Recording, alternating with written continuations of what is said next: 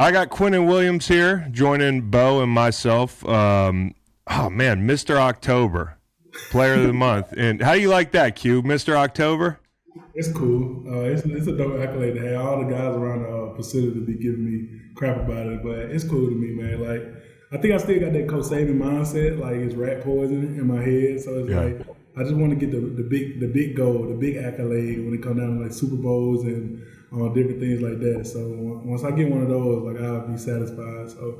I did see all those dudes walking out to practice and congratulating you. That had to feel pretty good to see the respect you get from your teammates. Oh, that feels super good, bro. Because these guys, I see these guys each and every day work, and they see how I work, and just to see that they acknowledged it was super dope. So. Yeah, and the slime, man. You got Nickelodeon Player of the Week, Week 6. Yeah. How did the slime feel, dude? It was cold as shit. It was so cold out there, and then the slime came in cold. But everybody grew up a Nickelodeon fan, and I know for sure, like you see all the Nickelodeon awards, and everybody getting slimed and different stuff like that. So having the experience to get slimed and get a Nickelodeon award was super. The kid just burst out of me when I got that award, so it was dope. I didn't know you guys were watching, like 90s kids were watching, like they're still sliming people on Nickelodeon. I thought that was like an 80s baby thing. Nah, I think they never gonna stay away from the slime. So. Yeah, well, that was cool, man. Congrats on all the success, man. It's fun to watch you play. How about let's talk about the Bills game first, dude. Tackling Josh Allen, like how hard is that? I know you'd sacked him before, I think last year at least. How tough is that getting that big joker down? It's so tough, bro. He's big, strong, he's fast. He can sling it, bro. Like he got a cannon. So going against an elite quarterback that can do all three of those things like that, man, is pretty challenging, especially going against a guy like him, a guy with confidence and a guy who loves to run people over and loves to be a running back. So when you got guys like that, bro, you really got to bring your A game, especially when it comes down to tackling skills and especially coming down to containing him. So. Yeah, it's getting harder and harder to tackle quarterbacks. And then, just so happens this guy's 6'5", 240. But, I know Franklin Myers got hit on that roughing call on the pick six, and that was unfortunate. I know D linemen everywhere are watching plays like that. Like, damn, dude, it is just getting – how hard is it to not only – I mean, it's hard enough to get a sack, but then, hey, not land on the guy, not hit him too high, not hit him too low. Has that been an adjustment for you, or you kind of came up in this era when you got to be aware of this stuff? Because in 08, when I was a rookie, that was not a thing, dude. Yeah, I think I just came up in this era where like it's a lot of adjustment in the game. Like it's like every year it's a different adjustment. You gotta attack to, like, especially like when you was back then, it was like free fall. Like everybody just go out there, ball out and play, hit each other. So it's like now it's like every single year it seems like a new rule has been changed, a new rule has been pointed out, or new things has been pointed out. So just getting the adjustment of each and every week and each and everything that they're gonna make an emphasis on. Got to be definitely aware. But what I always think, and what coaches always tell us is like, don't be scared, bro. Like if it just happens, play the next play. Like, so that's the biggest thing that I always take a chip on my shoulder is like, I'm never gonna stop rushing. I'm never gonna stop hitting the quarterback just because I got a flag. I just got to continue to be aware and just continue to keep doing what I'm doing. So. What about Robert Saleh, man? I know when you get a new coach and that type of thing, when he got there, the first thing I always tried to find out, because I had a few head coaches, was how you piss this guy off, because I don't want to piss Robert Saleh off. So what's Robert Saleh's pet peeve, man? Like, what do guys know? Like, we don't do that. I think the biggest thing, like any coach, any man, any guy, is just being undisciplined. We all grown men, we all professionals in this league, and we all got accolades and goals that we want to achieve. And being undisciplined is never going to be, you're never going to be successful being undisciplined. So I think the thing that really piss him off like tremendously is like doing something that you know you don't supposed to be doing, or being undisciplined in the times that you know you don't supposed to be being undisciplined. So that's the biggest thing I can see. You guys got a young team, man. You talk about being disciplined. You guys have been disciplined on defense, and you got a deep D line, a rotation, and everything. But you're young. I mean, you got some good vets and everything. We talked about Vinny. I know Dwayne, some of those guys. I mean, you've got some OGs on your team, but it is a young group. How long did it take for you guys to realize, like, hey, we're growing up and we're ready for this challenge? Like, Did you guys know that going into this year, or was there a game this year where you're like, okay, this group's ready?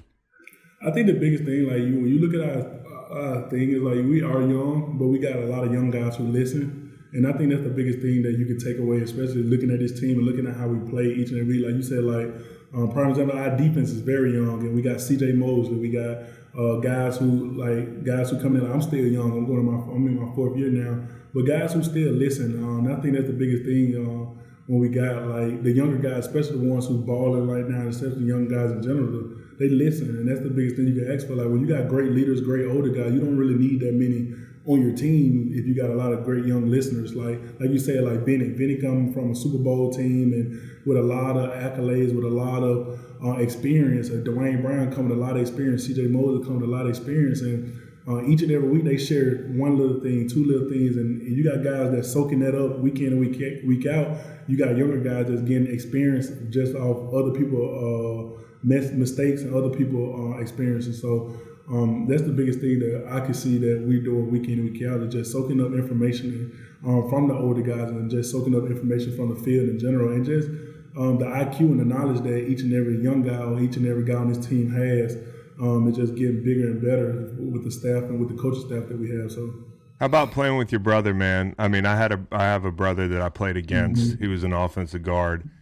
And actually, when he came to St. Louis to play, he played for the Bears.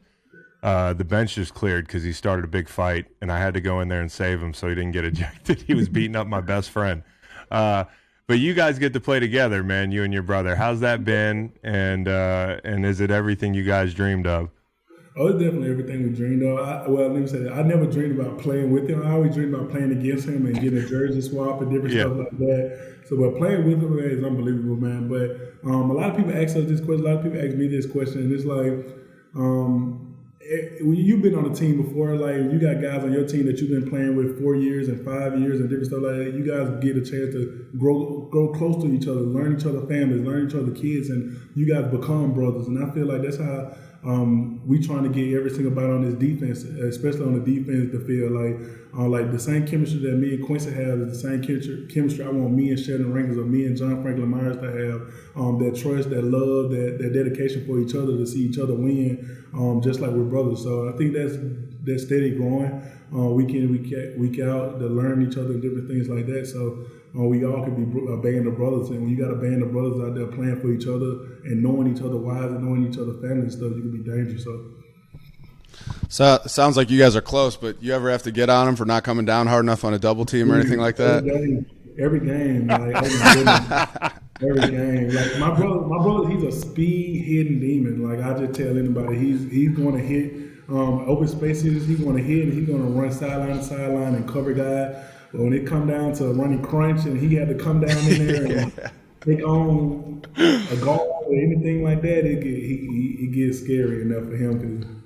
And I had to tell him week in, week out, like, bro, just throw everything you got at him. Like, treat the guards like the guard got the ball. Exactly. Man, and those conversations between brothers are different, man. They're different. Like, people think we argue 24/7. I'm like, no, we're not arguing. Like, we just talking to each other. Yeah, right, exactly. No, that's exactly right. And I saw him blow up. I think it was Aaron Jones a few weeks ago. We were just talking about that. That dude can hit. He can hit. And I wonder if the friendly fire ever happens. Let me think. Nah, not really. He never hit me before. I wouldn't even want to be in that little area. Yeah. Nah. You guys really set off fireworks in your bedroom. I heard they asked you guys what your favorite childhood memory was, and you guys both said setting off fireworks inside the house. Yeah, I think it had to be like 4 days after 4th of July, and we just had like a whole bunch of leftover fireworks. But at the time, it was raining outside, so we went down in the basement. Like, we had a nice sized basement. We went down in the basement, and like, you know, it's like you throw them to the ground and they pop. Yeah, the poppers. Yeah. We were just throwing them at the wall, like just listening to them pop when we was little kids, and it left a lot of black marks on the wall. So. I'm sure your mom was real happy about that one. Yeah, probably not. It wasn't no happiness for like a month or two in the house. Yeah. Oh, hell yeah, dude. How about the guys you model your game after? We played with one of them. I know that you really like in Fletcher. But I do see Chris Jones a lot when I watch you play. Yeah, like those two guys. I talk to those two guys probably every week. Week in and week out, I know two guys like unbelievable role models to me. Those two guys are unbelievable captains in my head when it comes down to how I model my game out there, and just the accountability that I'm not even on their team, never played with them, and never been like I just trained with them a couple of times, but the accountability that they have towards me and the things they want to see out of me is through the roof. Like I said, like they feel like they my brothers and big brothers, different things like that. But I definitely model my game after those two guys and take away anything I can to take away from those two guys. Like Chris Jones got a lot of power, a lot of speed rushes, edge rushes, and finesse rushes. And Fred Chicago got a lot of power rushes. And the experience of success between those two guys is unbelievable. So I try to soak up every single thing I can when it comes down to the information that they give me. So. Yeah, and I mean, it's great to see you have such respect for other players around the league, and it's been really fun watching you play. One thing I love watching you is beat up on these centers, because I was, zero tech nose guard, love rushing on centers. Saw you had a nice sack on the Bills center, Mitch Morris, who's a pretty good player. So I want to ask you kind of how you approach rushing on a center, rushing as a 1 or a 0 tech versus, rushing as a 3 tech. If you like rushing centers more, if you like to attack the snap hand, kind of how you approach that as a rusher. Going into the game plan, I have to see in this game, are they going to slide to me? And that's the biggest thing that I try to think about, trying to beat a double team, trying to attack one man. And a lot of times, this past couple of weeks, I do get a hard slide. And it's like you can't run a middle game every single time. You can't take away from Sheldon Rankins, who's an unbelievable pass rusher, one-on-one with his guard to get a chance to go win each and every time. So I have to find out ways where I can attack a double team or attack this guy and still be accountable when it comes down to the pass rush, and getting the quarterback face and stuff like that. And a lot of times it's going to the center for me or going to the guard for me. And I pick and choose which times I want to go to the center, I want to go to the guard. When it comes down to attacking the double team and different things like that, just through game plan and watching, see which move I can hit on which one, and I also go watch Chris Jones or Fletcher Cox and see what they do when they come down to double teams and stuff like that, and see how they attack, because both of those guys attacking in super different ways when it comes down to one do power, one do finesse, and I just pick and choose which one I want to attack them in that play, but. We do have plays I do line up in the one when I have to really rush against the center, but it don't really matter. I just go out there and try to execute every single play I can. Just try to get a sack every single pass play. So that's the biggest thing. Yeah, Jonah Williams, I think it was, called you a 300-pound bar of soap, which I think is a really good compliment, man. That means you can get skinny, and it's hard to get hands on you for being as big as you are. You don't you play big in all the right ways. But in some ways, you play like you're 250, and one of those ways is you get in those seams and you get vertical. Yeah. And I think Chris Jones the same way. Chris Jones is a giant guy, but he can get vertical and get through the smallest spaces. When you went to Von Miller's pass rush thing, or you were talking to Von Miller, I heard he told you master one move, right? And I've seen you get on the center's ball hand and hump by. I've seen. I've seen you go power to the edge. I've seen you just run through people. What is the one move you're trying to master? The one move I try to master is a stab move. I think a lot of moves come off the one stab move. Like you could just stab and just run the offensive lineman straight back to the quarterback, or you can stab chop, or you can stab lift, or you can stab arm over, or you can stab rip hump. It's a lot of moves you can master off the stab, and I have a good stab. I feel like, so when Vaughn told me that in my head, I'm like, because in my head I'm like, oh, I gotta master the Aaron Donald cross chop, or I gotta master the jab swipe, Chris Jones jab swipe, or I gotta master the rip hump Fletcher Cox, or the rip hump Jonathan Allen, and it's like all these moves in my head I'm trying to master. But when Vaughn told me that, I'm like, I can see why all these great phenomenal rushers, prime example Reggie White got the rip hump, all these one move Hall of Fame was why they call Reggie White, the rip hump came from Reggie White because Reggie White mastered the rip hump. And I can see why Vaughn told me that. When Vaughn told me that, it was just master stab, master stab. Yeah, get that stab spin going, man. That stab spin. When you hit that stab spin, that thing feels so fucking clean. It's so funny about spin because everybody be like, Q, why you won't just spin from a 3? And I spent when I was playing Oklahoma, and I spent against Creed Humphrey, and Creed Humphrey dropped me. Yeah, And I Exactly. you inside spin on a 3-tech Yeah, on the it's guard, the and then truth. the center will come smack you. I'm trying to get him hurt or Exactly. something here. Yeah. Yeah, spin off the guard, and Creed Humphrey dropped me. Yeah. And then after that, I was like, no more spinning for Q. Yeah, Yep. spin ban. But I mean, I love hearing you talk about all the different guys and the moves, their signature moves and stuff like that, because that just shows how much you study tape and how important it is to you and how you're always trying to learn from these different players across the league. And Chris and I understand that, because it's when you see a guy hit a sick move, and I was never a pass rusher, man. I was a fucking nose guard. All right, Not giving himself enough credit. Whenever I had the opportunity, I was always trying to make the most of it. But one thing that I love, and we talked a little bit about this earlier, is how deep your D line is, how you guys play together.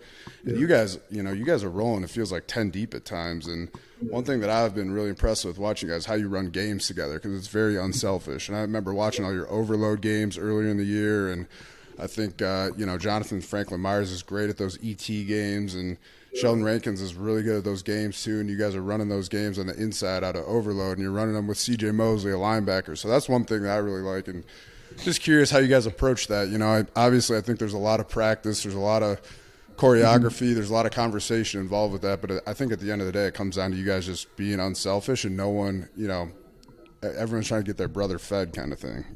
Oh, definitely. It definitely comes from a lot of chemistry. A lot of guys, like we played with each other going on 2 years now. Like me, John, Sheldon Rankin, CJ, all of us, even the other guys. Like we all been playing together for a little bit now.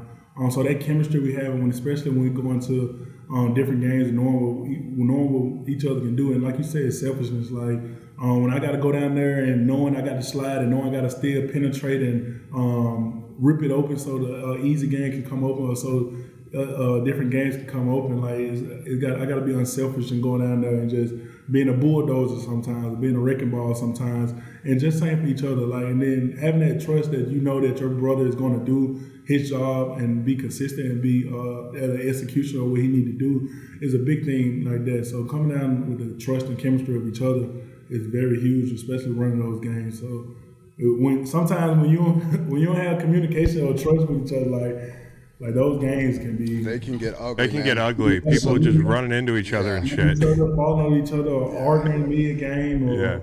You're supposed to run a TE and your end doesn't loop around you, and you just get it's just well, the worst looking rep in the world. Bo, and Q, there's something in it for everybody running the game. The guy setting the ET up is probably going to win more than the penetrator. I mean, the guy in the TE who gets skinny and gets vertical and picks the tackle might end up with the sack. The guy looping, everybody's got to sell it, and it's going to pay off for everybody. So I think you guys do a great job of making a lot of those games look like natural rushes too, which really puts the O-line in a bind. They sure do. Those ETs.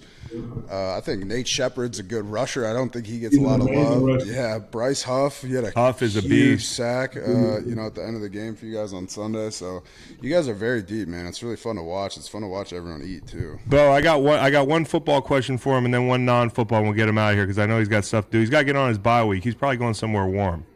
Where you going, man? You going somewhere warm? Nah, man, I can't. Like a lot of people, bye week is different than my bye week. See, I'm a guy who I get out of shape fast. Like I can take 2 days off and be out of shape. So like when my bye week is like, I got to continue to be on that same in-season schedule, be on that same regimen. Like because I know like I got to still eat healthy. I can't travel. I got to do the same stuff, or I'm gonna get out of shape, man. So homebodies stand up, man. That's all he's trying to. He's a homebody, man. He likes it. Hey, me too. All right, real quick, who's the biggest freak of nature on that D line? Because you guys got a lot of big freaks, man. Who's the biggest? Like everybody in that D line room kind of marvels at the way this guy moves around. Sheldon Rankins it's between Sheldon Rankins and Nathan Shepard. I think Nathan Shepard. Sheldon Rankins is more explosive, super quick. Got the gray hair, Aaron Donald type build when it come down to setting double teams and changing direction is unbelievable. Like we had prime example, we had a trap play where he spilled the guard and like he jabbed and went up under the guard and made the play, and it was like, how do you bend or stop and go that fast? Like it's just different stuff that we do. But I think Sheldon Rankins and Nathan Shepard, them too big. But Bryce Bryce got an unbelievable get off and bend and different stuff. We got a lot of freaks in that room, but the most, let me see. Gotta be Sheldon Rankins. Like Sheldon Rankins get off, like just all the attributes that he has that's uncoachable is like through the roof. So like Sheldon Yeah, Rankins. that's a good answer. That dude. I mean, he's super underrated. I think he's finally getting a lot of credit now with your group. Okay, last one. And this was when I was like, man, I like Quinnen Williams' tape at Bama, but this might be my favorite player in the draft because of this one thing you said. Do you still bless yourself when you sneeze? Man, it's so funny about that. It's so funny about that. Like a lot of people don't really get a chance to experience the like the green room or the draft process, and it's super dope, super fun experience that I would never forget. And I remember, like, I'm a huge fan of people, like you said. Like I watch football like since I was a little kid up, and I got a chance to interview with Deion Sanders, and he came and sit down to me, and I'm like, yo, you Deion Sanders, like you prime time, like, and he like, yo, Q, we got to start the interview, like the interview got to come on, like. And I'm sitting there like, yo, you prime time, like, and he like, Q, the interview like is live, like, come on, we finna start. And so once the interview started, in my head, I'm still like blown out. First of all, I'm around all these NFL legends. I'm already NFL guys I already look up to, like, and Deion Sanders giving me an interview, so he asked me questions. I'm not even like listening to what he's saying. And then like I'm so nervous that I don't want to mess up on the question. So when I sneezed. When I sneezed, I said, bless you, thank you. To myself, I was just nervous. Like, I said, bless you to myself, and I heard it like somebody else said, bless you, because I was just full of nerves, full of excitement. You was watching yourself in third person, man. No, we need to keep that going, dude. Do not let that die. You need to go back to blessing yourself, man. You know? You gotta have some what is it called? Self-awareness. Fuck that, dude. You need to bless yourself, bless bro. Yourself, man. Mr. October, bro. Mr. October is entitled to bless himself, dude. Quinnen Williams, we love watching him play. We hope you come back again, man, and keep our boy Vinny straight, okay? Definitely, I got you. Okay. Thank you guys for having me. Appreciate you, man. Thanks Good luck a the lot. rest of the year, man. Listen to the full podcast on Spotify, Apple Podcasts, and other podcast streaming platforms. Wherever you want to get the podcast, you can get the podcast. Pretty simple. New episodes every Monday, Wednesday, and Friday. Don't forget to like and subscribe for more content. Podcasts get pretty wild. This is real tame.